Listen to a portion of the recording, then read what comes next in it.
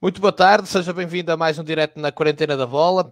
É feriado, Dia do Trabalhador, mas não paramos e não fugimos às nossas tradições, incluindo a esta, que me dá enorme prazer de receber em direto aqui o meu amigo Pedro Correia, que está em direto nos Emirados Árabes Unidos, sob um grande calor, quando aqui em Portugal, pelo menos no norte, o dia está muito cinzento e até chuvoso. Lá, ele já me esteve a dizer, estão ali já a tocar os 40 graus nesta altura do dia, e é sempre um prazer, porque vamos fazer a revista da semana, vamos fazer a revista de imprensa nacional e internacional, e hoje já com algumas decisões, e portanto pano para mangas, para eu e o Pedro estarmos aqui a refletir sobre isso. Pedro, boa tarde, bem-vindo. Boa tarde, Remo, e também boa tarde a todos aqueles que nos acompanham. E aqui do quentinho do Dubai, vamos lá. Isso. Às tantas vou mandar aí 10 graus para aí, pronto, para ajudar a equilibrar aí e para aliviar um bocadinho cá. Mas é assim, já estamos com os 40 do costume. Só não sei se era boa ideia, que aqui as pessoas ainda pegavam nisso para ir tudo para a rua, ainda não se pode. Mas vai-se poder um bocadinho no domingo. Vai aliviar, vai aliviar. Já agora, Pedro, vamos só fazer um ponto da situação. Aqui em Portugal há alterações e as pessoas vão querer, obviamente, ouvir falar sobre isso, no que diz respeito ao futebol, mas estavas-me a dizer aí também, não é? Também há algumas alterações, ou melhor, algumas novidades, no fundo. Sim, pronto, eles têm vindo a escalar em termos daquilo que são as medidas. Houve primeiro, como já referi em programas anteriores, houve primeiro uma paragem por 4 semanas, depois ao fim dessas 4 semanas houve uma paragem por tempo indeterminado e agora esta semana que passou decidiu-se suspender tudo até agosto. Portanto, antes de agosto não vamos ter futebol com certeza. Pronto, e depois ali em agosto vai haver vamos ver o que é que vai acontecer. Em princípio, a R começará, portanto, neste caso, onde acabou, faltando ainda 7 jornadas, mais a final da taça do Presidente. Isto é, a partir do que se fala, embora ainda não haja uma decisão em concreto.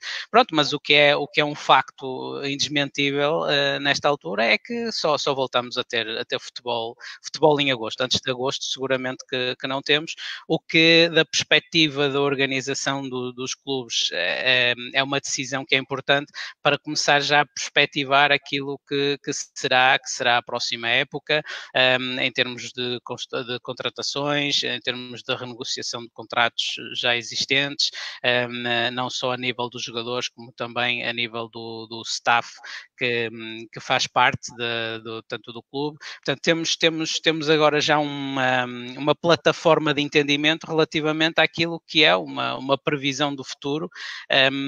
Obviamente, como eu tenho dito sempre, tendo em conta o momento que vivemos e tendo em conta aquilo que está a acontecer, é sempre difícil fazer grandes previsões. Isto pode ainda assim sofrer algum tipo de alterações, não para antes de agosto, mas para eventualmente podemos chegar a agosto e não ser possível começar logo. Mas pronto, pelo menos a perspectiva para já é um pouco mais clara e isso dá-nos algum conforto em termos de podermos começar a organizar e a tomar algumas decisões que são necessárias. Sem dúvida, é como dizia o professor Manuel Machado esta semana aqui na Quarentena da Bola, pior que uma má decisão é uma não decisão.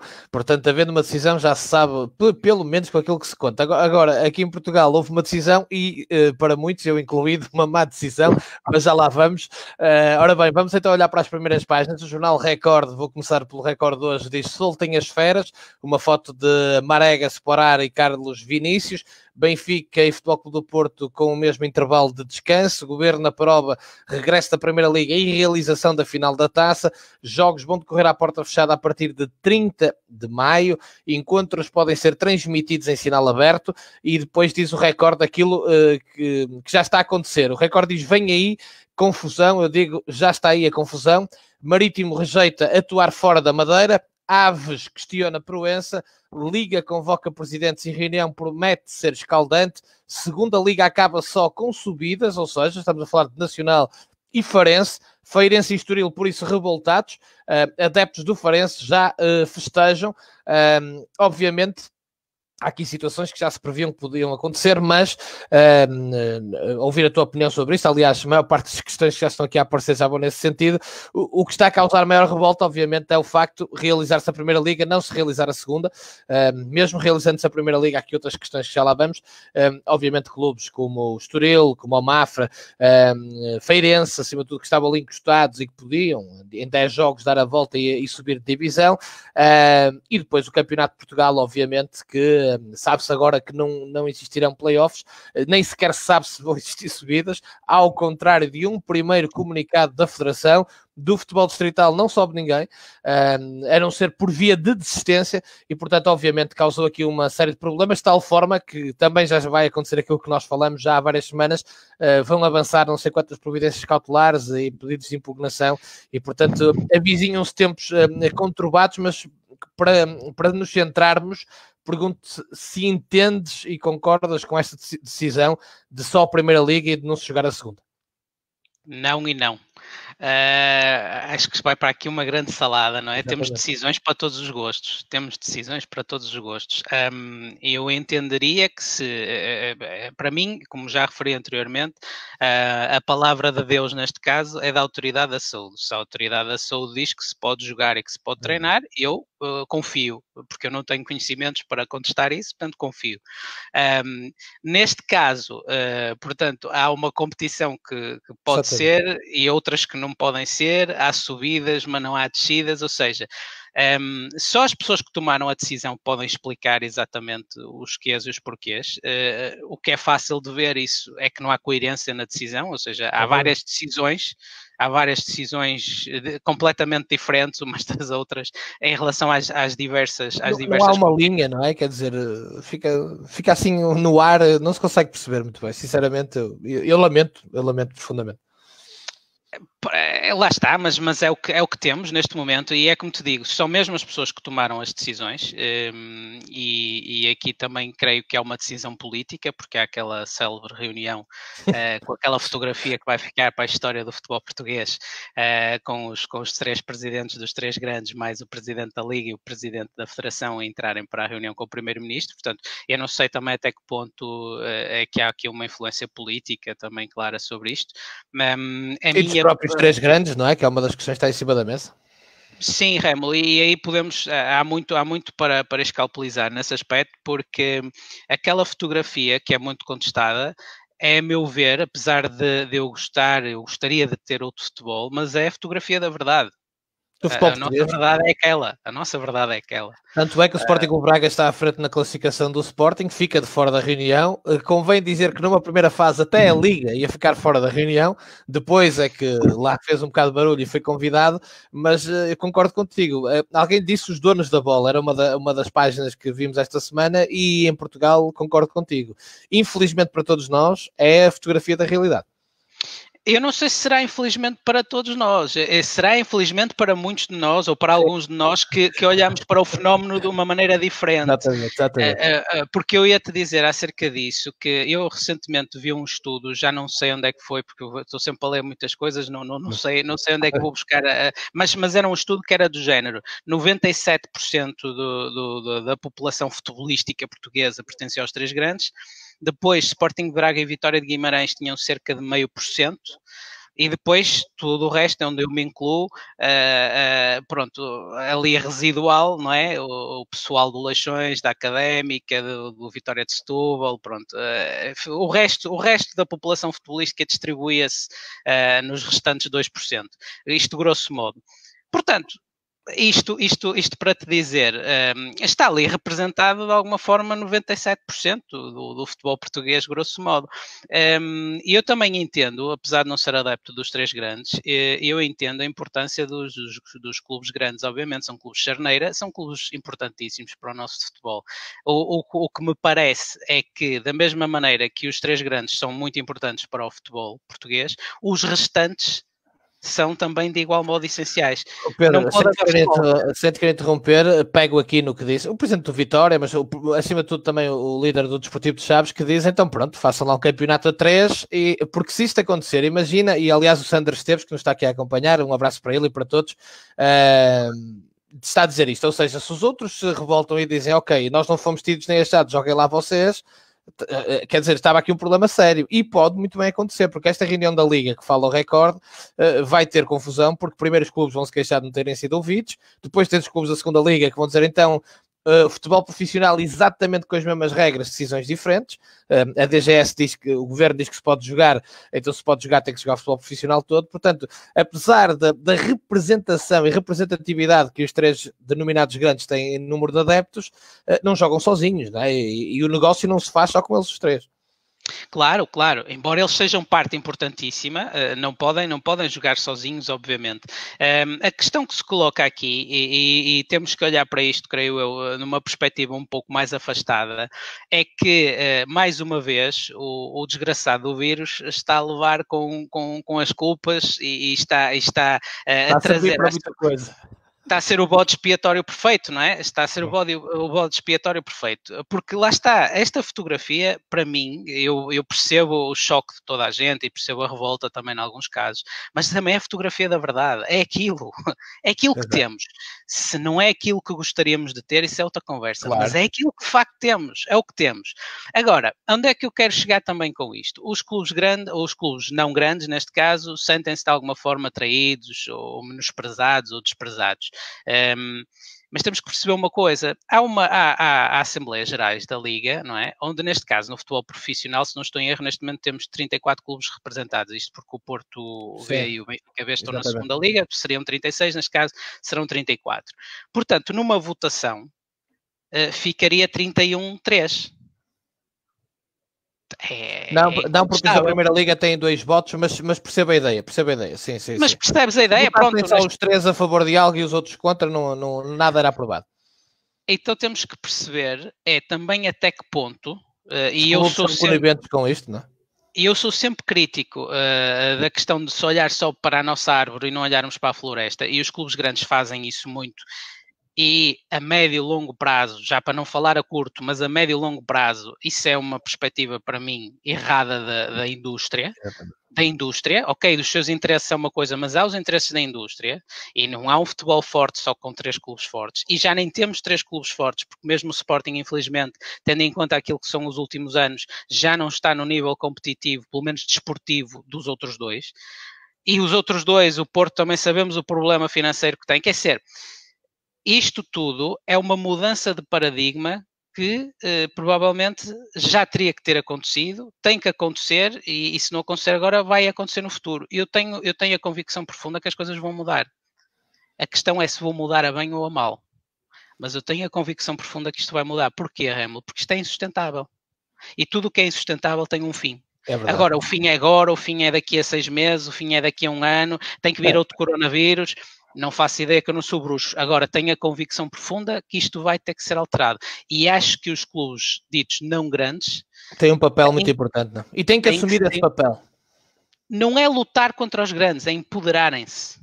É não serem subservientes, é não estarem à espera do jogador emprestado e destes pequenos favores onde nós, é o nosso ADN, onde nós nos movemos muitas vezes, e estarem a olhar mais para o médio e longo prazo, e perceber que tem que fazer o seu papel, porque, por exemplo, o Braga tem feito um papel ascendente muito interessante, porque era um clube que já tinha uma certa dimensão, mas cuja sua população até normalmente divergia para o apoio, principalmente, segundo me parece, mais ao Benfica, e entretanto, nos últimos anos, fruto do bom trabalho que a direção do Braga tem feito, um trabalho consistente ao longo de vários anos, não é uma coisa meteórica, o Braga apresenta-se como uma força desportiva e ao mesmo tempo também como uma força social, e era aí que eu queria chegar. Nem todos os clubes provavelmente vão ter capacidade para chegar a um patamar competitivo muito alto, tendo em conta questões financeiras, etc. Mas a nível de implementação social, mediante aquilo que for a sua realidade demográfica, do sítio onde estão implementados, de tudo aquilo que movimenta... Vitória de Guimarães, Famalicão, Leixões da segunda Liga, que estamos aqui a falar, quer dizer, há vários que podem ter esse peso e essa força, não é? Porquê é que o Varzinho, porquê é que o Leixões, porquê é que o Boa Vista, porquê é que o Espinho não podem ser clubes fortes como, de alguma forma, são e principalmente já foram? Aí passa e tem também a tal base social também, como tu dizias, não é? É isso. Pelo ecletismo, pela integração das pessoas, porque os grandes, no fundo, são fast food. São fast food, ou seja, os grandes não têm sócios, os grandes têm clientes. E eu não estou a criticar, eu trabalho na indústria do futebol, não posso criticar isto, porque eu não trabalho é uma crítica, é uma constatação de como as coisas são hoje em dia, não é? Os grandes, pela dimensão que têm e pela dispersão geográfica que têm clientes, no fundo, hoje em dia. Isto é duro de ouvir, mas é verdade. Por muita paixão que a pessoa tenha pelo clube, no fundo, se estiver de alguma forma, se for sócio, é um cliente do Benfica, do Porto e do Sporting. Não é propriamente aquele sócio, aquela pessoa que participa. Enquanto a pessoa que está na Póvoa é do Varzim, é sócio do Varzim e pode participar no Varzim. A pessoa que está em Vila do Conde é sócio do Rio Ave e pode ter o filho a jogar ali, basquete. Não é só futebol, é basquete, é o resto. Ou seja, tudo aquilo que é a vertente social do clube que não é grande pode ser uma forma de alavancar esse clube para uma realidade diferente da que temos hoje em dia. Isto para te dizer, muitas vezes ataca-se os grandes, porque os grandes são eucaliptos, e são, de alguma forma são. Mas os clubes não grandes também têm que fazer o seu papel. Também não podem dizer, pá, eles são maus, mas depois vamos à Assembleia. Principalmente em sede da Liga, como tu dizias, tem que se deixar de ser ovelhas, ou melhor, e pior ainda, que eu já critiquei isto até nos meus comentários com assinatura na altura na rádio, que é depois queixarem-se a posteriori, dizer que está tudo mal, mas depois chegam à reunião, se calhar esta Assembleia Geral que vai existir já de seguida, e aprovam tudo.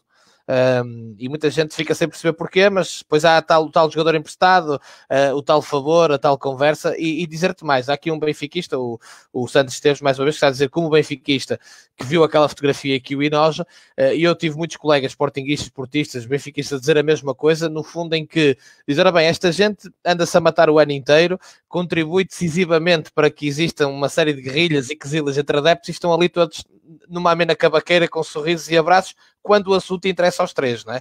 E portanto, eu não fico admirado, percebo, é o choque das pessoas quando veem isso, não é?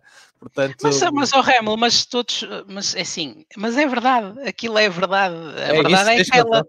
Portanto, até é bom que isto tenha acontecido e que esta fotografia tenha sido tirada. Eu já li coisas hilariantes de Reservoir Dogs, assim, uma série de memes, não é? Aqueles memes que aparecem na internet. Histórias de carvão aqui em Portugal, que é coisas hilariantes, já me tenho divertido imenso. Mas ao mesmo tempo aquilo é verdade, não vamos estar a tentar. É importante eu acho que é sempre importante, quando queremos fazer uma mudança, percebermos a realidade. Não aquilo que gostaríamos de ter, mas aquilo que temos é isto. Pronto, e agora disto, para onde é que queremos ir? E o que é que vamos fazer para chegar ao objetivo? Os clubes ditos não grandes, há várias coisas. Eu ainda aqui há uma semana, eu fiz um pequeno estudo, um pequeno esboço daquilo que poderia ser a mudança. Foi uma coisa de uma página. Por exemplo, o presidente da SAD de Leixões já fez um documento bem mais completo e interessante, a meu ver, de se analisar. Não concordo com tudo, mas interessante de se analisar. Mas voltando, eu dei algumas sugestões. Por exemplo, a questão de não se poderem prestar, os grandes e todos não poderem prestar a clubes da mesma divisão. É uma questão de regulação por um lado, é uma questão de transparência por outro, porque é a mesma competição. E depois tens aquela questão, deixas o jogador jogar contra o clube-mãe, há aquela questão de se o jogador está feito ou não. Não deixas o jogador jogar contra o clube-mãe, temos a questão de, ok, mas não joga, por exemplo, um jogador emprestado pelo Benfica não joga contra o Benfica, mas vai jogar contra o Porto e contra o Sporting. Ou um jogador emprestado pelo Porto não joga contra o Porto, mas joga contra o Benfica e contra o Sporting. Não é correto, parece-me a mim. A questão das equipas B, esquecer. Há muita subserviência, aliás, o presidente do Marítimo, que também já sofreu desse mal de certeza, mas agora resolveu vir dizer e pronto, é um alerta que há muita subserviência e que isso acaba por deixar o futebol profissional muito amarrado. E agora, o meu problema maior, para tocar aqui, Pedro, é que se demonstra que há mesmo uma primeira liga e uma segunda liga quando se tentou sempre vender uma imagem que há só um futebol profissional, não é? E acaba por se perceber que não é nada assim, porque o Helder Ribada, aqui, nosso amigo também de Matosinhos, está aqui a dizer que depois de ler as definições do porquê desta situação é que os estádios da Primeira Liga têm mais condições para a separação, balneários maiores, etc. Mas é evidente que, como tu dizias, se a DGS diz há condições para jogar futebol profissional, tem que haver condições para a primeira e para a segunda liga, porque senão então vão ter que alterar os regulamentos no que diz respeito aos próprios estádios, e não é assim que as coisas funcionam, e portanto eu acho que se perdeu aqui também uma excelente oportunidade. Tu disseste bem, isto vai ter que mudar, de uma maneira ou de outra, com outro vírus, esperemos que não, deixa-me bater na madeira com as duas mãos, mas olhava-se para este vírus, o professor Manuel Machado disse isto, de forma clara e evidente, escreveu no jornal A Bola e disse aqui: meus senhores, mude-se agora esta oportunidade, ficamos sem jogar este período e no fundo o que estamos a ver é que não se vai mudar, fica tudo como está. No Campeonato de Portugal não se mexe, que é um desastre não mexer no Campeonato de Portugal. No futebol profissional não se chateia muito os mais poderosos, os outros que aguentem, respirem fundo e para o ano a mais, e portanto perde-se aqui uma oportunidade de ouro. Era aqui que eu queria tocar. E obviamente por isso causa esta revolta, porque eu sinto, incluindo nos adeptos dos três grandes, que é uma decisão complicada de aceitar. É uma decisão difícil de entender, mas, por exemplo, referindo à segunda liga, a questão das equipas B, repara, tens equipas do campeonato de Portugal a fazer um esforço financeiro enorme para tentar ascender. E depois tens as equipas B dos grandes, aparecem, desaparecem, integram... E vão entrar outra vez. E isso é outra coisa que eu acabava... os grandes querem ter equipas B, que inscrevam lá atrás, nos distritais, como toda a gente, como ao berço. Sim, foi lá para trás, né? Começa atrás, inscrevam-se lá atrás e depois vão por aí acima. Eu percebo que os grandes têm um projeto de formação. O Leixões B e o Varzim B tiveram que começar lá de baixo. Eu percebo que os grandes tenham, e os grandes, volto a dizer, são importantes para o nosso futebol. Eu acho que o futebol português precisa de um 25 de Abril, e no sentido em que não haja sangue, não é para fazer sangue, é para mudar. Não é para fazer sangue, não é para acabar com os grandes e para destruir os grandes. Isto não é por aí. Não é marchar sobre o terreiro do passo. É percebermos que as coisas não estão bem. As coisas não estão bem há muito tempo, não é de agora. Há um paradigma que, a meu ver, e também pelas muitas opiniões que vou lendo e vendo, que está falido no futebol português e tem que se mudar. E agora era a oportunidade de ouro, isso temos falado muito disso. Portanto, as equipas B, ok, querem emprestar jogadores, façam protocolos, como o Benfica já teve com o Alverca, se não estou em erro em tempos, e o Sporting com o Lourinhanense, o Porto por acaso não me recordo se esteve com alguém, em que emprestem jogadores, façam tipo um clube satélite com determinadas regras claras, em que possam emprestar os seus jogadores mais jovens para poderem evoluir. Pronto, mas não se entra naquela de criar uma equipa B, agora a equipa B aterra aqui. E agora não me apetece, ok. Mas agora apetece-me outra vez. Aqui está outra vez. Porque os clubes grandes na segunda liga dão visibilidade. Vamos pensar de outra maneira. Vamos tentar criar visibilidade para os clubes não grandes. E não estar sempre a ir aos grandes.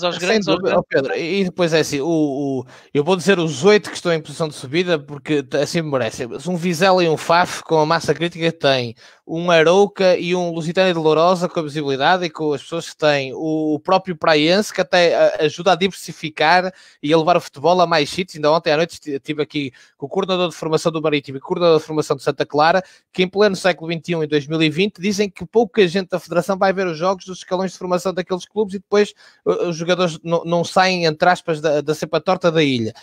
E portanto, Praiense, Benfica, Castelo Branco, está em segundo lugar, e depois na Série D tens um Olhanense, com a base que também tem, e o próprio Real, que já esteve no futebol profissional. Quer dizer, então, se olharmos, e tu sabes dizer isso muito bem, o argumento falacioso é sempre esse. Ora bem, o Sporting B, Porto B, Benfica B trazem visibilidade à Liga. Será que trazem mais, no fundo, do que estes clubes que levam tanta gente ao estádio? Um Porto B ou um Benfica B mete mais gente no estádio do que um Faf? Não mete. Tenho quase a certeza absoluta. Sinceramente, não mete. Sim. Portanto, é um argumento altamente falacioso, até esse. Sim, é a suposta atenção mediática que vai a reboque de serem clubes grandes, que eu percebo, mas honestamente não concordo e acho que se devia começar a olhar para o futebol português de uma maneira diferente. Agora, não se aponte só o dedo aos grandes, porque os grandes, ainda que de um certo ponto erradamente a meu ver, olham para si, olham para a sua árvore, e muitas vezes é a política da terra queimada à sua volta, no que concerne à floresta. Que até o Sporting atingiu já. É que às vezes mas a própria floresta também está a permitir isso, não é? E cada um, então aí vamos cada um olhar pelos seus interesses e pelos interesses comuns, não é? Aquela questão dos empréstimos é bizarra, não é?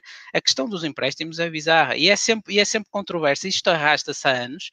e as decisões podem ser tomadas em sede da Liga, portanto, podem fazer essas alterações desde que percebam o que é, em vez daquilo que me interessa no momento, que até, pá, dava-me jeito aquele jogador ou aqueles jogadores, em vez de se olhar para isso, pá, vamos ver o que é que nos interessa a todos a médio e longo prazo para podermos todos sobreviver, porque isto já não está a ser uma questão de, eu safo, os outros se afundam, o problema é deles. Como se Isto faz na já Alemanha, como se faz na Alemanha, por exemplo, o Orlando Ribeiro está aqui a dizer, e com toda a razão, os maiores tiveram a primeira preocupação de ajudar os menores, ou os que têm mais dificuldades, para manter a sustentabilidade da própria liga, e depois, o que é que as pessoas estão todas a dizer?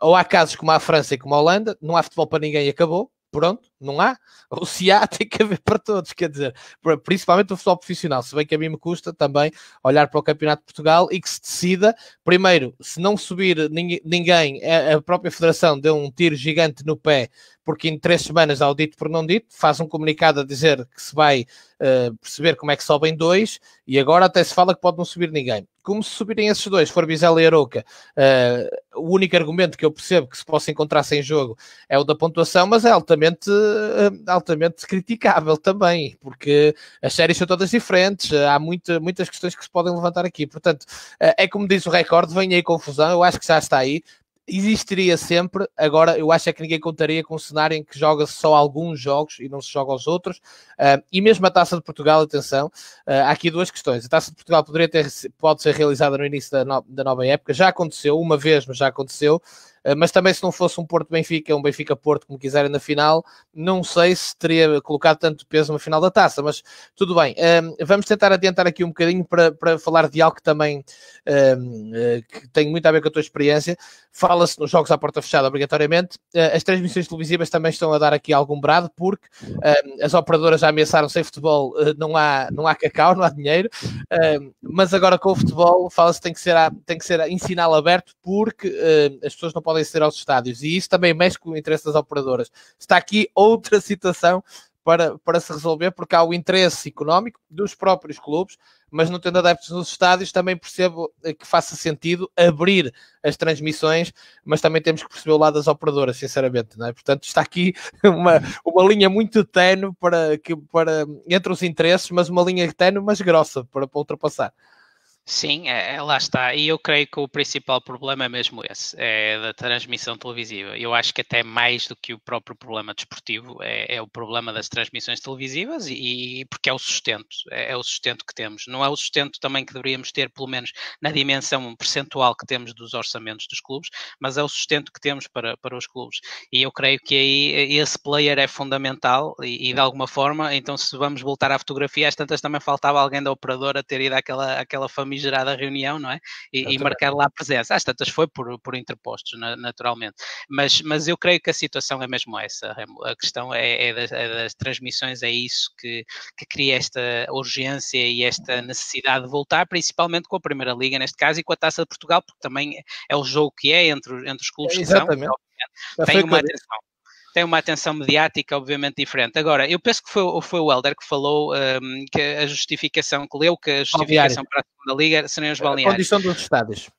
Eu também penso que lá está, que essa justificação por parte da Liga, eventualmente, ou de quem a deu, é também ela falaciosa. O problema aqui é o que se vai passar dentro de campo, porque não há espectadores.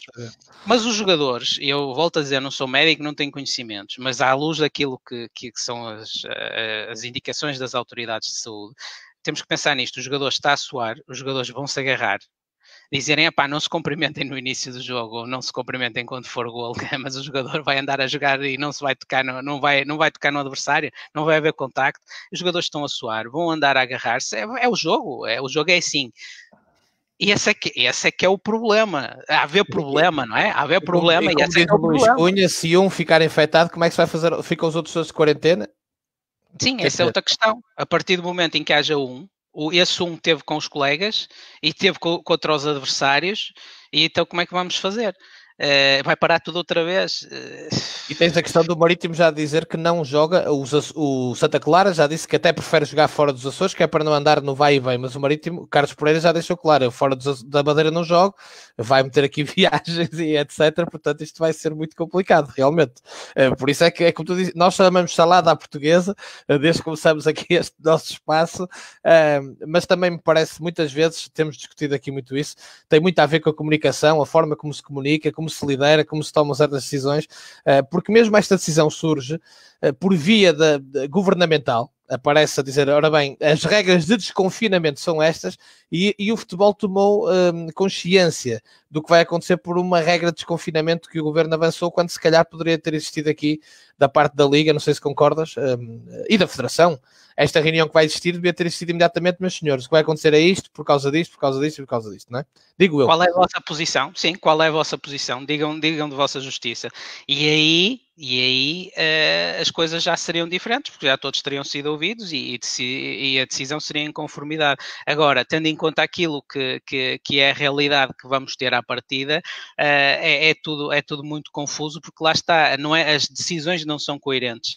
E isto para o grande público passa a imagem que estamos a ver, não é? Vemos a contestação geral, não é? Das redes sociais, até dos próprios grandes estão de alguma forma baralhados com tudo isto, e lá está, isto para a credibilidade, isto para a reputação daquilo que é a nossa competição interna é péssimo. Isto é uma Aliás, a Federação Francesa ontem já criticou a nossa federação e federações como a nossa por causa deste tipo de decisões. Portanto... Mas eles não devem estar chateados por causa do Euro 16. Pode ser isso. Isso ainda bem. É como se diz aqui, é por Níbia. Grande Éder, pá. Um abraço para o Éder. Sempre que falo com o Éder, digo meu herói, é ele e o Ricardo Labreca. Estou sempre a dizer isto. O Rei Éder. Exatamente, o homem da luva branca nos franceses, merece tudo, pá, merece tudo. De qualquer maneira, é mesmo esse um dos problemas, digamos, uma decisão desigual, e o Tiago Quaresma também, mais um leixonense, matosinhense, que está aqui a dizer que a justificação da falta de condições nos estádios da Liga Pro cai por terra, quando no início da época todos os estádios tiveram que ser vistoriados e aprovados para o futebol profissional.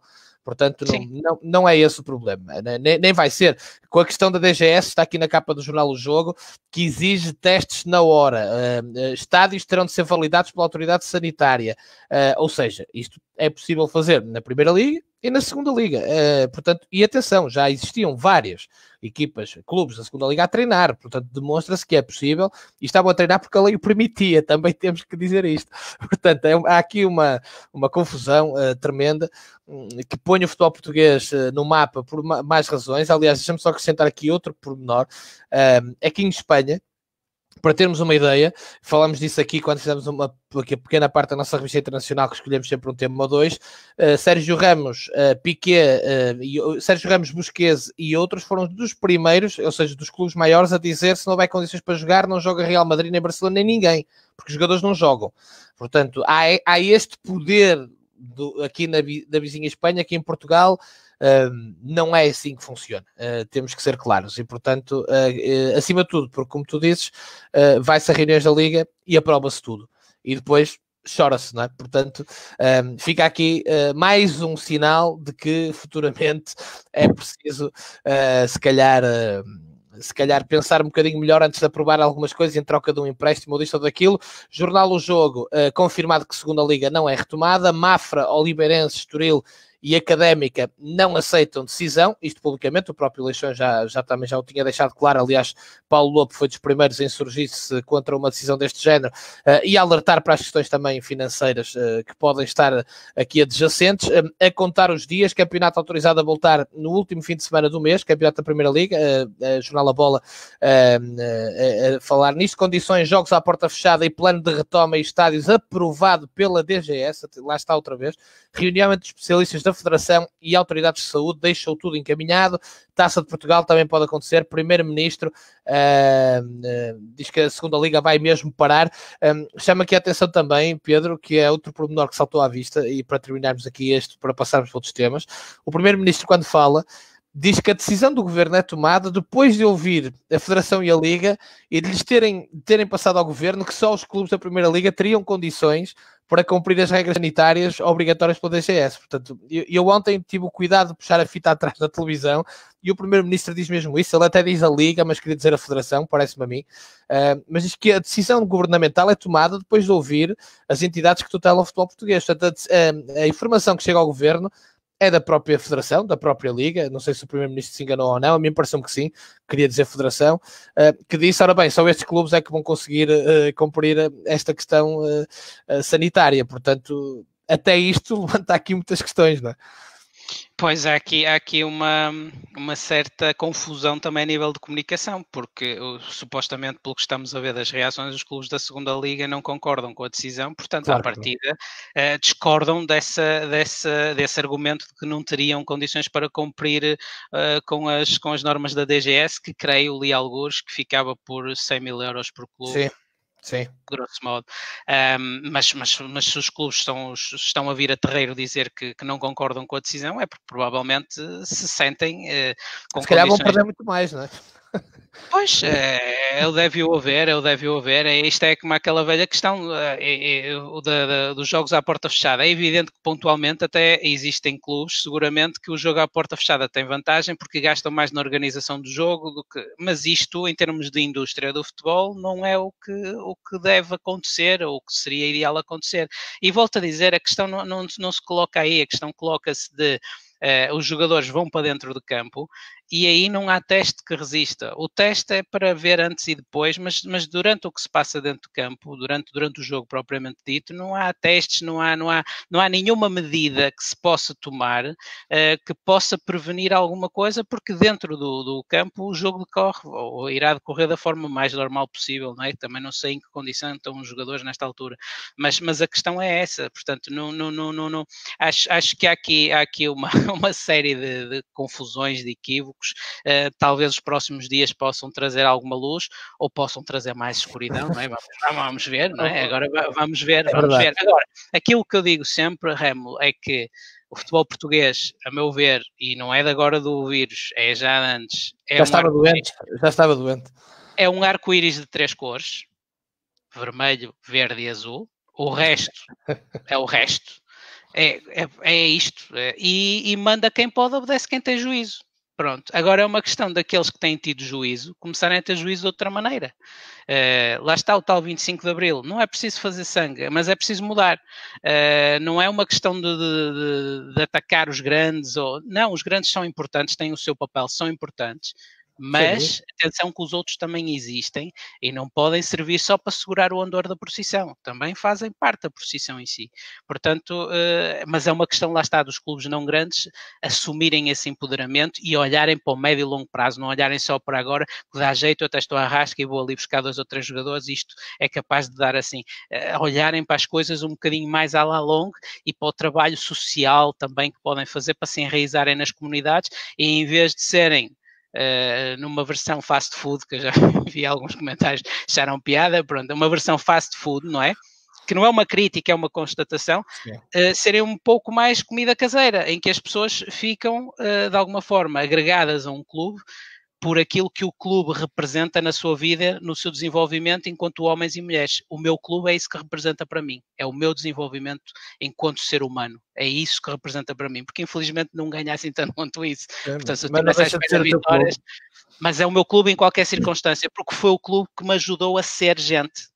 Porque o clube ajudou-me a ser gente. E isso é mais importante do que qualquer vitória desportiva para mim. E creio que da mesma forma que é para mim, é para muita gente. Em Matosinhos há muita gente que foi ajudada a ser gente pelo Leixões. E isso é que para mim, é que é o nosso maior campeonato, a nossa maior conquista. O resto é o resto. O resto virá por atacado se o clube estiver bem, estiver organizado. Há de conseguir também aqui e ali ter os seus sucessos desportivos. Agora, a implementação social, o significado de um clube numa comunidade, isso é o mais importante de um clube, principalmente de um clube, neste caso, que não seja dos grandes, que tem uma dimensão diferente, obviamente. Pedro, o Bruno Silva está aqui a falar de como é que se vai fazer com os salários dos jogadores da segunda liga e, acima dos funcionários dos clubes, das SADs, que continuam a trabalhar, alguns em layoff, alguns continuam a trabalhar. Por exemplo, quem trabalha na relva de um estádio continua sempre a trabalhar, e eu tenho visto, por exemplo, olha, o Júlio Alfama, que está sempre a participar aqui, que trata da relva de Leixões, mas não só, dos outros clubes, sei disso, da relva das instalações, atenção, até pelos cuidados sanitários. É um desafio que tem que ser olhado com muita atenção por parte das entidades governamentais e que gerem o futebol português.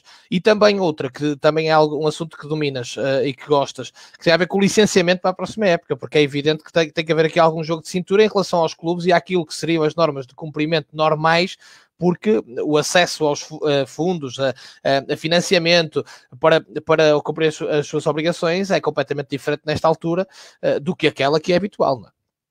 Sim, claro, que em relação àquelas questões das provas do pagamento dos salários, etc., terá que haver aqui uma negociação entre aquilo que são as exigências. Mas que não servir, como disse o Vítor Oliveira, de chapéu para tudo, não é? Pronto, também para fazermos só aqui esta ponte. A questão é sempre a mesma. Antes do vírus as coisas já não estavam bem. Então, eu em relação ao licenciamento, a grande observação que faço é que em vez de sermos reativos, de andarmos sempre atrás, os clubes não estão a cumprir, vamos por aqui umas regrazinhas. Vamos ao fundo do problema, e em vez de fazer aquilo que politicamente, entre aspas ou sem aspas, nos dá jeito para não perturbar muito, para não criar, vamos perceber o que é que temos que fazer, quais são os regulamentos que temos que criar. Pois é assim, se os podemos aplicar já, porque agora temos esta situação do vírus, isso é são outros 500. Mas agora, o que é que precisamos de fazer? O que é que está correto fazer? O que é equilibrado fazer? O que é que torna a competição transparente, credível e mais apetecível ao público e aos sponsors? Porque isto são dois vetores que andam sempre juntos. Só há sponsors se houver público interessado, e não é só na televisão, é também nos estádios. Portanto, e as pessoas começam, perante situações como a que estamos a viver, destas diferentes decisões para as diferentes competições, isto afasta as pessoas, porque as pessoas não entendem. As pessoas não entendem, não acham justo, não é? Porque lá está, é difícil de entender a incoerência. A decisão podia ser uma e podíamos todos contestar, dizer, eu não decidi assim, mas ser uma, pronto, é aquela. Uniforme, não é? Agora, assim, várias decisões, isto na cabeça das pessoas cria uma confusão enorme. Mas então o que é isto? Então os outros andam a jogar para quê? E só estes é que interessam, os outros não interessam, e depois uns sobem, mas não deixam na mesma competição. É muito confuso. E isto, o licenciamento, esta situação, lá está, é uma situação extraordinária, mas o licenciamento bem feito coloca tudo nos eixos, coloca tudo nos trilhos e deixamos de andar constantemente a reagir às crises, porque agora temos uma crise, e tu dizes e bem, fala-se dos jogadores e dos treinadores, e o resto do pessoal administrativo, como é que vai ser? Não sei. A senhora da limpeza, o senhor do campo, as pessoas que fazem um clube virar, no fundo, eu já alertei para isto, e que vivem daquilo também, com pouco dinheiro, salários baixos, que são a gênese da maior parte dos clubes, para não dizer de todos, que são importantíssimos no tal crescimento que muita gente tem como homens e como mulheres dentro de uma estrutura desportiva, e portanto... E a mim preocupa-me bastante também, como preocupa Pedro, isto mesmo para encerrar, em relação ao Campeonato de Portugal, acho que já podemos praticamente adiantar que se perdeu uma grande oportunidade de se mudar o que está mal. É realmente uma oportunidade perdida. A partida porque a partida, tanto quanto sabemos até vai o ficar momento, tudo igual. Não vai haver nenhuma alteração. Agora, é a minha convicção profunda que alguns no tempo vai haver uma alteração. Vai ter que existir. Por necessidade, e que pode até já ser em agosto, quando os clubes tiverem que se candidatar, provavelmente poderão já haver muitos clubes que não vão ter condições para se candidatar, e às tantas os mesmos clubes do Distrital que estavam a pensar a subir, muitos deles também podem não ter condições, e com as regras que temos, portanto nem vamos falar, se colocarmos regras, eu continuo a achar, é a minha opinião, já escrevi publicamente sobre isso, acho que há clubes a mais, nos campeonatos profissionais, há clubes a mais, e eu entendo o campeonato de Portugal também como um campeonato de alguma forma profissional, na medida em que há muitos jogadores a serem pagos, muitos clubes a pagar, portanto, mas que também há essa dúvida, mas é mesmo um campeonato profissional, não é? Mas há uns que recebem, há outros que não, portanto, acho que há clubes a mais no geral, que se devia reduzir um bocadinho o foco, devia-se fazer uma pirâmide no fundo. Mais equitativa também, com acessos mais claros e também equitativos às várias divisões, 10x sobre X, sem dogmas, tem que ser, o acesso igual, o funil tem que, não é, ter o mesmo tamanho para os dois lados, porque senão vamos continuar ano após ano a debater, a dizer que está mal. Tive aqui recentemente um presidente que disse que a Federação reconhece perante os presidentes que o modelo não serve, mas depois... quer dizer, há um coronavírus e fica tudo igual, quando o próprio professor Manuel Machado, no alto da sua sabedoria, quem somos nós para pôr em causa, dizer, pá, aproveitemos agora para fazer alguma coisa, ou um Vítor Oliveira também, com a sua sabedoria, que ninguém pode pôr em causa, dizer, não se aproveitem agora todos para dizer que é por causa do coronavírus que já não há dinheiro, quando já não havia, não é? Portanto é preciso perceber porque é que já não havia antes do coronavírus, não é? Portanto... Certo. Ora bem, vamos aqui avançar para o resto dos temas dos jornais. A Bola ocupa praticamente toda a primeira página com isto. Tem apenas na rubrica A Bola é Minha. Quando as portas abrirem, estaremos mais fortes do que nunca. O Frederico Moraes, o Kikas, é um artigo no jornal A Bola. Depois, no Record, além daquilo tudo que já fomos falando, há aqui a questão de Casilhas sem convite para continuar. Infarto miocárdio foi há um ano. Cláusula de João Mário vai subir, isto no Futebol Clube do Porto. No Benfica, Águia quer que corre mais barato, pagar 12 milhões está fora de causa. André Almeida só há tempo para pensar em ganhar. Para iniciar a segunda fase de treinos, todos testados no Sporting, aliás foi ontem esta bateria de testes. Leões vão compensar sócios por não assistirem aos jogos em Alvalade. Depois no jornal O Jogo, Brahimi doou 30 mil refeições à Associação Coração da Cidade, escolhida pelo argelino, nada comparado com o que a cidade me deu a mim. João Mário vai renovar contrato e aponta à equipa A. Entrevista a Jorge Fernandes, que está emprestado pelo Futebol Clube do Porto. Dou fruta, nem que seja a Quaresma ou a Cristiano Ronaldo. Sporting, falta de valorização, não muda ideias da SAD. Vendel no mercado mesmo sem Tóquio 2020. Depois Benfica, Fábio Carille promoveu o extremo no Corinthians, treinador pede ano de paciência para Pedrinho. Nos motores, Rally de Portugal está oficialmente cancelado, uma grande tristeza para quem gosta. Ciclismo, surf, ténis e canoagem também regressam. E depois no handball, mais uma confusão. França, Alemanha e Eslovénia decidiram os campeões e os jogadores do Futebol Clube do Porto não percebem a diferença. Título por atribuir, indigna portistas, ou seja, transversal às várias modalidades. Em Portugal não há um seguimento daquilo que se faz noutros países e o Jornal do Jogo fala nisso. O Futebol Clube do Porto estava na frente, não tem título e há esta indignação. O cancelamento do Rally de Portugal parece-me perfeitamente compreensível, tendo em conta que se cancelaram todos os grandes eventos, apesar de obviamente perceber a grande tristeza e o impacto que tem em algumas localidades do país economicamente não ter um evento dessa natureza, mas acho que se entende e tem que se aceitar. Em relação à questão do handball, para pegar nisto, porque do futebol fomos falando, e hoje não será tanto o dia de falarmos de transferências, isto e daquilo, é lá mais uma decisão, lá está, que também vai causar e já está a causar polémica, não atribuir campeões. Sim, pronto, mas aí estamos a falar de países diferentes. Estamos a falar de países diferentes, portanto, outros países tomaram, porque, por exemplo, no caso da Holanda e da França, voltando neste caso a dar o exemplo do futebol, pelo que eu entendi, na Holanda parou, mas não há campeão, mas na França parou, mas há um campeão. Exatamente. Pronto. Outra coisa que é importante, creio eu, neste momento e até pensando que ninguém deseja isso, mas pode acontecer numa eventual segunda vaga do vírus ou noutro vírus até que apareça, é já se legislar do género. Se estiverem jogados 50% dos jogos, o campeão é atribuído tendo em conta a classificação à altura da interrupção da prova. Por exemplo, criar legislação nesse sentido. Agora, em relação a isto do handball, pelo que eu percebo da notícia, portanto, as decisões são em países diferentes, pronto, e em Portugal optou-se por outra via. Pronto, lá está, tendo em conta que muitos outros países optaram por atribuir campeonatos, é uma decisão diferente, mas é como tu disseste, é uma decisão e não havendo legislação prévia, também se no caso do handball não havia, pronto, são decisões que temos que aceitar, tendo em conta que depois podem haver problemas a nível de tribunais à la longue e isso é o que não se quer, é mais confusão. Vamos aguardar para ver o que vem aí em relação às restantes modalidades e competições, ver que decisões vão ser tomadas também.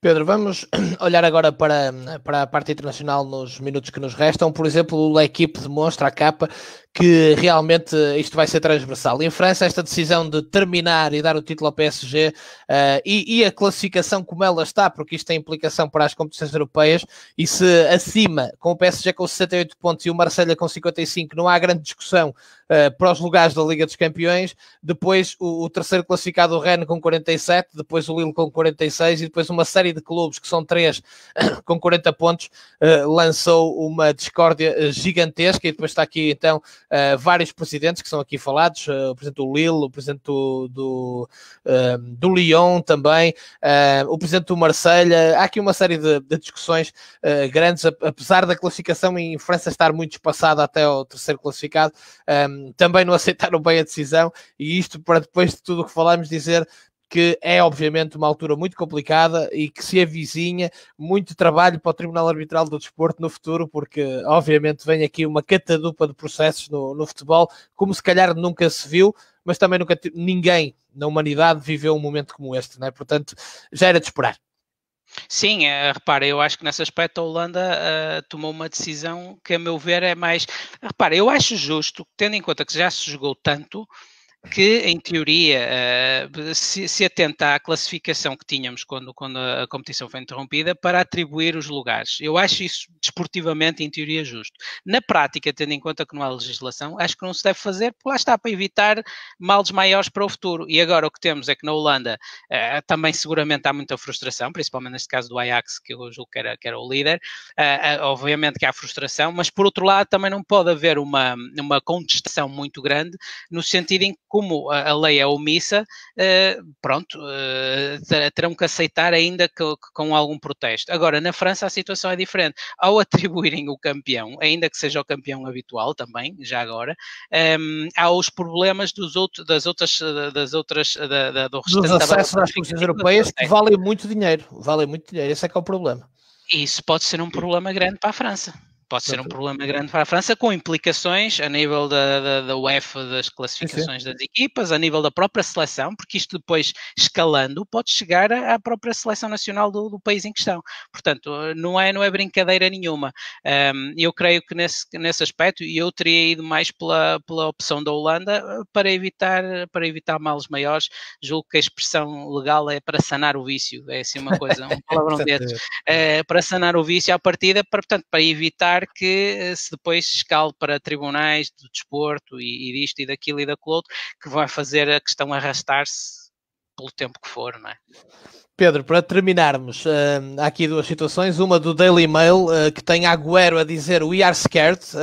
A estrela do City revela medo dele e dos colegas de voltar a jogar, que é uma situação que tem sido pouco falada. Aqui em Portugal fala-se mais que os jogadores estão disponíveis, mas, por exemplo, em Espanha, já falei aqui do Sérgio Ramos e do Busquets, que já disseram que se não sentirem que há condições não joga ninguém, e o Agüero está a dizer exatamente isso, que fala-se muito de regressar, mas que os jogadores estão com muito medo de serem contagiados, infectados e de levarem a doença para as famílias, é o que ele diz aqui no Daily Mail, e portanto há aqui uma componente de ansiedade também à volta do jogador de alta competição que tem que ser tida em conta, não é? Claro. Agora, mas aí volto a dizer, para mim a bola está nos pés das autoridades de saúde e daquilo que é a indicação dos cientistas da área, não é? Se os cientistas acham que é possível jogar, eu ia dizer que não há risco, mas isso é impossível, mas que é possível jogar ou que se pode de alguma forma conter os riscos, é uma coisa. Se as decisões são tomadas por pessoas que não são da área da saúde, aí as decisões são tomadas à luz de outros princípios e de outras razões, e aí também, olha, era uma decisão que eu não queria ter sobre os ombros, porque o ficar infectado, felizmente, muita gente fica infectada e não tem problema nenhum. O problema é se corre mal. O problema é se corre mal e depois... Quem é que vai assumir essa responsabilidade? E há aqui uma questão que tem sido pouco levantada, mas que merece atenção e que obviamente está a ser tratada, não imagino outro cenário, portanto não é uma crítica, é uma reflexão, que os seguros que os atletas de alta competição têm nesta altura não cobrem uma situação como esta. Não cobrem mesmo. Portanto, não há prevista a excepcionalidade de um vírus que aparece e tal. Não está previsto. E, portanto, é preciso ter isso em consideração e de certeza que as entidades já se lembraram disso e estão a falar sobre o assunto, mas é um assunto que tem que ser falado. Para terminar, já falamos aqui a semana passada sobre o assunto do Nelson Semedo ter mercado e poder ser vendido por um balúrdio, ainda para mais sendo agenciado por Jorge Mendes, que ele próprio diz, ele faz o seu próprio mercado, independentemente das contingências, mas agora o que está em cima da mesa é que é o City que o quer e que quer mandar o Cancelo para o Barcelona. Portanto, é muito interessante, porque o City foi buscar o Cancelo com aquela troca do Danilo, não é? E vai buscar o Cancelo, que não se conseguiu afirmar com Guardiola, e agora Guardiola, pelos vistos, quer Nelson Semedo e está disposto a mandar Cancelo. Eu, como português, fico muito agradecido por termos dois laterais desta qualidade e estando um no Barcelona e outro no City, acaba por ser positivo. Mas é um negócio que poderia parecer muito surpreendente, mas sendo Jorge Mendes o agente, não surpreende, sinceramente. Que é o agente dos dois, ainda por cima. Sim, eu por acaso está no Sport, deixa-me só dizer, está no Sport da Catalunha, portanto, isto para terminar, é uma das notícias de primeira página do Sport. Sim, eu acho que eu estava a imaginá-lo por acaso ao Nelson Semedo mais no Manchester United, acho que enquadrava mais no Manchester United. E a semana passada falava-se nisso, exatamente. Era mais o meu feeling, a troca com o João Cancelo, o estilo do Manchester City não sendo exatamente o mesmo do Barcelona, porque já há ali algumas diferenças. Eles muitas vezes, os laterais, jogam, principalmente no início da fase de construção, lá vamos nós para o paleio científico do futebol, mas muitas vezes o que acontece é os laterais vêm jogar quase como médios, não é? Logo quando eles estão a sair atrás. Em construção vêm jogar um pouco como médios interiores, pegar ali no... como se disse agora. Fazem movimentos, digamos que fazem movimentos que não são muito comuns num lateral qualquer, por isso também o Guardiola tem tanto cuidado, tem mesmo um fetiche, diria eu, com os laterais e está sempre à procura de laterais, porque é muito importante para o início da construção do jogo dele, o papel dos laterais. E eu por acaso, mas mesmo o próprio João Cancelo não é aquilo que eu imagino mais como jogador. Eu vejo tanto o João Cancelo como o Nelson Semedo, jogadores muito verticais, muito ofensivos, não jogadores tanto de posse ou de temporização de posse, mas jogadores de agressão, de irem diretos. E o Guardiola gosta ali que o jogador, principalmente naquela primeira fase, faça um bocadinho de contenção, faça um bocadinho de posse, faça um bocadinho de gestão dessa posse. Portanto, o José Oliveira, Pedro, que é o treinador do Marco, um abraço para ele, está a dizer, é como trocar o 6 pelo meia dúzia. Os brasileiros têm muitas vezes essa expressão. Mas tem razão. É isso, mas é isso. É bem dito pelo José Oliveira. É exatamente isso. É trocar 6 por meia dúzia. Portanto, é um bocadinho ela por ela. Pode ser interessante do ponto de vista do negócio, para os Jorge Mendes e para os clubes, mas na troca realmente, e percebo o que queres dizer, o Nelson Semedo, olhando para este Manchester United, poderia ser realmente mais interessante para ele, mas o futebol e o negócio ditam as suas leis também. Veja-se o que está a acontecer com o Newcastle, já não temos tempo hoje para falar sobre isso, mas temos falando nas últimas semanas e vamos continuar a falar porque a Inglaterra continua a ser a grande novela deste período sem futebol. Pedro, muito obrigado, desejo-te boa tarde, sexta-feira cá estaremos, se Deus quiser, inshallah, como nós dizemos. Inshallah.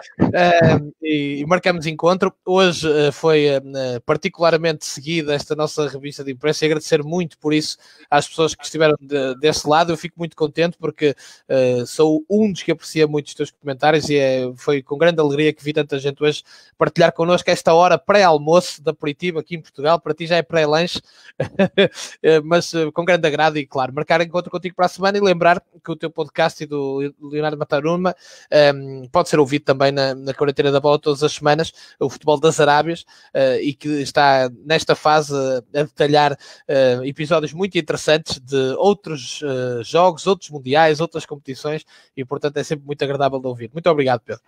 Olha, Remo, um abraço para ti, obviamente, também um abraço para todos aqueles que nos foram seguindo. Eu fui vendo os comentários, mas eram muitos, não consigo acompanhar, depois vou ver com mais calma. E já que hoje falamos tanto do 25 de Abril no futebol português, dizer que em relação à quarentena da bola, há sempre alguém que resiste, há sempre alguém que diz não, parafraseando o poema de Manel Alegre, ou seja, a quarentena da bola demonstra que é possível falar de futebol sem fanatismos, e falar de futebol propriamente dito, isto mesmo no meio da confusão generalizada que vivemos por várias razões, nomeadamente também pelo vírus. Portanto, é possível passarmos bons momentos a falar daquilo que gostamos, que é futebol, sem ser preciso estarmos a entrar em extremismos, nem nada disso, e apontando soluções, conversando naturalmente. Portanto, um abraço, até para a semana, inshallah.